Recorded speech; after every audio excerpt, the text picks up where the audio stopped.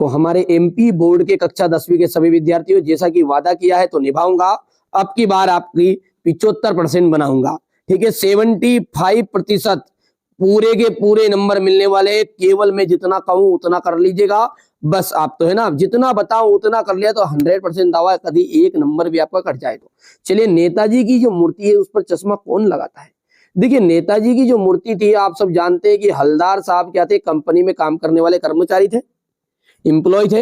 हर 15वें दिन उनको कस्बे से गुजरना पड़ता था, तो मूर्ति बनी हुई थी किसकी? नेताजी सुभाष चंद्र की। तो मूर्ति तो संगमरमर की थी, ध्यान रखिएगा ये शब्द, इससे वार्षिक में भी आपको थोड़ा सा फायदा होगा।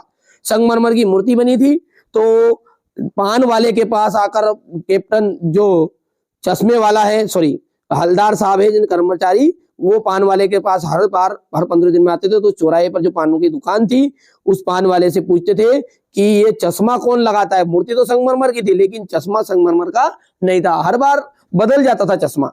ठीक है, तो कौन लगाने वाला था? वो था कैप्टन चश्मे वाला। ठीक है, तो यहां पर आंसर का राइट आंसर क्या है हमारा? कैप्टन चश्मे वाला। दूध का दूध और पानी का पानी, इसका मतलब क्या होता है? दूध का दूध और पानी का पानी, इसका मतलब क्या? इसका मतलब है सही न्याय। ठीक है, साना साना हाथ जोड़ी किसकी रचना है? तो देखिए 4 ऑप्शन आपके सामने, मन्नू भंडारी, कमलेश्वर, मधु कांकरिया और शिव प्रसाद मिश्र। तो यहां पर चारों में से आपका सही आंसर है मधु कांकरिया। रीति काल की जो समय अवधि मानी गई है वो मानी गई है आपकी 43। ठीक है, 1643 से 1849 तक। ठीक है, तो 1643 से ये 1849 तक इसकी समय अवधि मानी गई है। ये गलत है, यहाँ पर 43 है ना। ठीक है भैया, आगे बढ़ते हैं। युग धारा, युग धारा किसकी रचना है? युग धारा जो है वो किसकी रचना? नागार्जुन की है। किसकी है? नागार्जुन की। एक ही शब्द की एक से अधिक बार आवृत्ति हो वहां कौन सा अलंकार है? एक ही शब्द की एक से अधिक बार आवृत्ति होती है तो वहां पर होता है पुनरुक्ति प्रकाश अलंकार। ठीक है बच्चों, ठीक है, मैं जितना बताऊं उतना कर लो आप तो, बाकी देखिए अब रिक्त स्थान की ओर आगे बढ़ते हैं। आगे समझते हैं, रिक्त स्थान है। पहला रिक्त स्थान क्या कहता है समझेंगे। पंचवटी, पंचवटी जो है समास का उदाहरण है। ठीक है, पंचवटी जो है किस समास का उदाहरण है? तो यहां से अपन पंचवटी जो है बेटा जिसमें अंक लिखे रहे उसे कहते हैं अपन द्विगु समास। द्विगु समास। ठीक है, कटाओ भारत का माना जाता है। कटाओ जो है भारत का क्या माना जाता है? स्विट्जरलैंड माना जाता है। तो अपन लिख देंगे यहां पर स्विट्जरलैंड। जैसा कि आप सभी जानते हैं कि मैं आपकी अर्धवार्षिक परीक्षा की तैयारी जो करा रहा हूं, अभी से मैंने आपको 6 प्रश्न पत्र वार्षिक के लिए प्रोवाइड करा दिए। बेटा मॉडल पेपर रहेंगे वो तो है ना, क्योंकि हम अर्धवार्षिक में तो आपको मैं प्रॉपर पूरा एकदम रियल प्रश्न पत्र दे दूंगा, रियल 100%। कब मिलेगा? 8 दिसंबर की शाम को जो भी वीडियो इसमें हिंदी से रिलेटेड डले आप जरूर देख के जाइएगा। उससे पहले नहीं आएगा जब तक इससे तैयारी करिए आप, क्योंकि इनसे भी फंसेगा, है ना। चलिए, पर वार्षिक के लिए जो बच्चा हमारे साथ जुड़ना चाहता है, ठीक है, 6 तरह के प्रश्न पत्र मैं आपको अभी से प्रोवाइड कर रहा हूं। हर विषय के 6 यानी कि 36 प्रश्न पत्र आपको मिलेंगे पूरा सॉल्यूशन के साथ। कुछ नहीं करना, डिस्क्रिप्शन नंबर है, कॉल कर लिए, सारी जानकारी आपको मिल जाएगी। व्हाट्सएप पर अपना नाम और एड्रेस पता नोट करवा दीजिएगा, है ना। चलिए बेटा समझते हैं इनको। जयशंकर प्रसाद, जयशंकर प्रसाद की जो कविता है हमारे पुस्तक में संकलित है।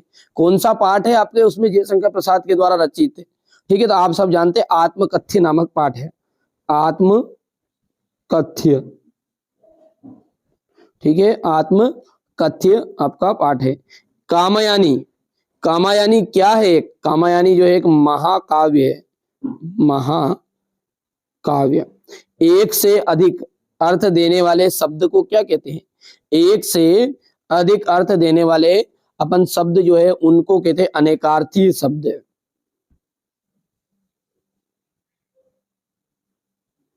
ठीक है, मन्नू भंडारी के पिता रसोई को क्या कहते थे? भटियार खाना कहते थे। क्या कहते थे? भटियार खाना। हो गया इतना। चलिए आगे बढ़ते हैं और अब देखते हैं सही जोड़ी। नाटक में कितने अंक होते हैं? देखिए सब जानते हैं नाटक में अनेक अंक होंगे। हो सकता है ये प्रश्न आपके में रिक्त स्थान में आ जाए। एकांकी में एक अंक होता है और नाटक में हमेशा अनेक अंक होते हैं। यशपाल यशपाल जी की कौन सी रचना है आपके उसमें? लखनवी अंदाज। ठीक है। उल्लू बनाने का अर्थ होता है मूर्ख बनाना। ठीक है। हिरोशिमा का आपका आंसर रहेगा अणुबम विस्फोट। अणुबम विस्फोट। तुलसीदास जो है उनकी रचना कौन सी आपकी बुक में? कवितावली। ठीक है। गीतावली, दोहावली। ठीक है भैया। तो सूर के पद है वैसे तो, पर ये तुलसीदास जी की जो रचना है वो कौन है? कवितावली राइट रहेगी। काव्य की आत्मा कहते हैं रस को। यथाशक्ति में आपका कौन सा समास है? यथाशक्ति में यथाशक्ति में आपका कौन सा समास है? तो बेटा इसमें है अव्ययी भाव समास। कौन सा समास है? अव्ययी भाव समास। एक प्रॉपर मैंने वीडियो डाल रखा है, डिस्क्रिप्शन में नंबर दे दूंगा। नंबर तो है इसे मेरे कॉल नंबर, और उसके अलावा डिस्क्रिप्शन में लिंक डलवा दूंगा मैं प्लेलिस्ट की, जिस पे आप क्लिक करोगे ना तो हिंदी के जितने भी इंपॉर्टेंट क्वेश्चन है वार्षिक के लिए वो भी मिल जाएंगे, प्लस 6 प्रश्न पत्र मिल जाएंगे, सॉल्यूशन के साथ भी मिल जाएंगे। अर्धवार्षिक को तो करो, इसको तो कर लिया 5-6 दिन, पर उसके बाद में आपको ढूंढना ना पड़े इसलिए मैं पहले से आपको गाइड कर रहा हूँ। मेरे द्वारा पुस्तक पढ़ी जा रही है, मेरे द्वारा पुस्तक पढ़ी जा रही है, इसमें कौन सा वाच्य है? मेरे द्वारा जो पुस्तक पढ़ी जा रही है उसमें किस प्रकार का वाच्य है? तो ये है आपका कर्म वाच्य। कौन सा रहेगा आपका? कर्म वाच्य। श्री कृष्ण ने किसकी मर्यादा का पालन नहीं किया? ध्यान दीजिए, किताब में आपने देखा होगा योग का जो संदेश उद्धव जी लेके आए थे, तो श्री कृष्ण ने को कह रही है कौन? गोपिया, कि प्रेम की मर्यादा का उन्होंने पालन नहीं किया। किसका नहीं किया? प्रेम की मर्यादा का। खूब लड़ी मर्दानी वो तो झांसी वाली रानी है, इसमें कौन सा रस है? ध्यान से देख के बताओ। जिसमें ऐसी संभावना हो कि उसमें क्या हो? वीर जैसी बातें हो, उत्साह आए, जिसको सुनकर मन में क्या हो? अरे माँ तुझे सलाम, कुछ करिए, नस नस मेरी खोल है। तो ये चीजें क्या है बेटा? इसमें अपने को उत्साह जाग रहा है, उमंग जाग रही है। जहां पर ऐसी चीज हो वहां पर होता है वीर रस। क्या होता है? वीर रस। चिंतामणि किसकी रचना है? तो चिंतामणि की जो रचना है वो है आचार्य रामचंद्र शुक्ल की। आचार्य रामचंद्र शुक्ल की। सत्य और असत्य अपन देखते हैं यहाँ पर। सप्तऋषि में कर्मधारय समास है, तो ये बात आपकी असत्य रहेगी, क्योंकि इसमें दिग्गु समास है। मैंने शुरुआत में कहा जिसमें गिनती दिखे उसमें दिग्गु समास है। ठीक है। भोलानाथ के पिताजी के साथ जानदार रहते थे, बिल्कुल राइट बात है। भोलानाथ का असली नाम क्या था? तो तारकेश्वर नाथ था। ये कभी कभी वार्षिक में भी पूछ लेता है। ठीक है। मेरा मिशन ये है बेटा, मैंने शुरुआत में भी कहा, अभी भी कह रहा हूँ, रियल प्रश्न पत्र, एकदम रियल जो प्रश्न पत्र है मैं आपको 8 दिसंबर की शाम को मिल जाएगा। सुबह से 8 दिसंबर की रात को भी डले जो भी देखना, और 9 दिसंबर की सुबह से आपको जरूर चैनल पर जो चीजें डलेगी वो देख लीजिएगा। मैं तुरंत डिलीट भी कर दूंगा बेटा, है ना। सारी चीजें मैं प्रोवाइड करा दूंगा। मैं 2 से 3 तरह के प्रश्न पत्र में सारी चीज आपको प्रोवाइड कराने वाला हूँ। और हाँ, वार्षिक के लिए जो बच्चा जुड़ना चाहे 6 मॉडल पेपर दूंगा, जिसमें से पूरा फंसने का 100% चांस रहेगा, क्योंकि वार्षिक तो बेटा लीक के पेपर कभी भी नहीं होता है, पर 85% जो मैं आपको 6 प्रश्न पत्र दूंगा उसी में से आ जाएगा। तो हो सकता है अभी तक आपने नहीं जुड़े हैं तो जुड़ जाइएगा। अभी तक हमारे पास 1000 बच्चे ऐड हो चुके हैं। यदि आप चाहते हैं तो आप भी जुड़ सकते हैं ना, उसमें सोल्यूशन भी मिलेगा। लेखक की भोलानाथ के पिताजी के साथ जानता रहता था, बिल्कुल सत्य बात है। लेखक की प्रत्येक रचना श्रेष्ठ होती है? नहीं। ठीक है। लेखक की कभी कभी कोई सी भी रचना, जैसे 10 रचना करी उसमें से एक रचना उसकी श्रेष्ठ होगी। फसल जो है हजारों खेतों की मिट्टी का गुणधर्म है। फसल किसका गुणधर्म है? हजारों मिट्टी का गुणधर्म है। क्या? तो ये बिल्कुल राइट बात है। चौपाई छंद में 16 मात्राएं होती है। चौपाई छंद में कितनी मात्राएं होती है? 16 मात्राएं होती है। क्या? तो बिल्कुल राइट बात है। और दोहा में कितनी मात्राएं होती है? 24 मात्राएं होती है। ध्यान रखिएगा, है ना। उसमें 13 और 11 पर अति होती है। बाल गोविंद भगत कबीर को क्या मानते थे? साहब मानते थे। तो बिल्कुल राइट बात है, ये भी आपका सत्य रहेगा।